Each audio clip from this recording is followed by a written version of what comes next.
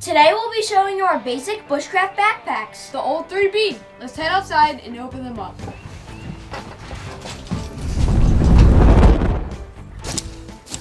First, you need an axe, not a fancy one from Sweden that's name I can't pronounce. Ooh, the predilection. You don't need a 3-foot long one either. Remember, a hatchet with a solid blade is all you need. You'll be walking for a long time, so keep it light. We keep it super lightweight and pack a skatchet. It's an axe head that you can put on any branch. It is perfect for splitting firewood and can be used as a hammer, a skinner, and a gut hook. Next, you'll need a saw. We prefer folding camp saws like Silkies. But a bow or buck saw will also work. Just make sure they can fold for storage. A saw is more precise than an axe. So if you need to cut the branches to equal lengths for making a structure or fire reflector, a saw is your best option. My favorite tool is a draw knife. It can be used to remove bark or to flatten a stick into a board. It's also very relaxing to just sit and strip off the bark of a branch. We also pack a settler's wrench to turn those branches into building materials. It's a modified Scotch auger that you can use to bore holes, then flip it over to make a matching peg.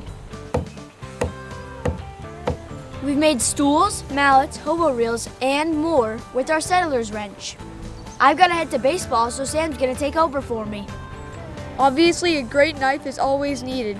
You're going to want a fixed blade with a full tang, since you're going to be beating the crap out of it. Having a 90-degree spine is also very helpful for striking ferro rods. We also carry a multi-tool. A Swift Army knife and a Leatherman are usually your best options. It doesn't need a million gadgets, just make sure it has at least pliers, scissors, wire cutters, and an awl. They all have a knife, which is a great backup. Remember, 2 is 1, 1 is none when you're out in the woods. No, these aren't skeleton keys. These are gimlets. They're perfect for boring holes so your wood doesn't split.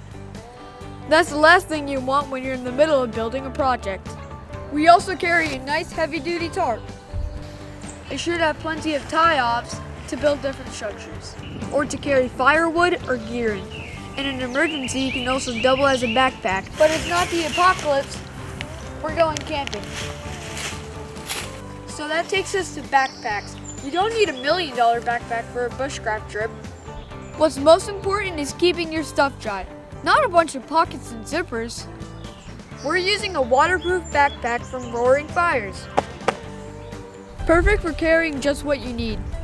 If you need to keep stuff separated, you can use pouches like our FAC, fasteners, and fire starting kits.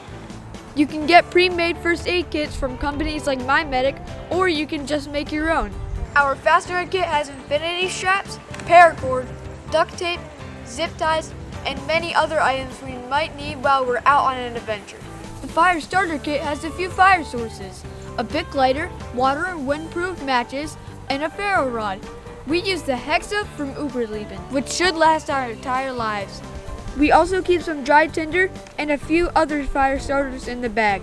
A stainless steel single wall water bottle is a must-have for collecting and boiling water in. Don't go anywhere without a few sources of light. Headlamps are great so you can go hands-free. But you should also have a flashlight or a lantern. Again, 2 is 1, 1 is none. Carry an audio signaling device like a whistle, and a visual one like a mirror or a brightly colored bandana. The bandana can also be used to carry stuff, strain water, head protection from the sun, and tons of other things. A compass also helps even if you only use it for the basic feature of pointing north. Just pay attention to which direction you are walking in and reverse it when you leave. If you plan on staying overnight, your sleeping bag should be rated for the weather you're sleeping in. Super warm bags are gonna make you sweat in the summer, and super thin bags aren't gonna keep you warm in the winter. They all have temperature ratings printed on them. Last but definitely not least, a change of dry clothes is super important, especially socks. There are other things that you can take, but this is all about simplicity. Obviously, you can take whatever you may need.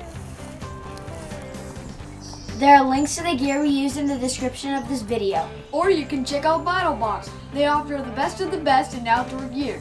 Please click like and subscribe. That way you won't miss our next Oscar winner.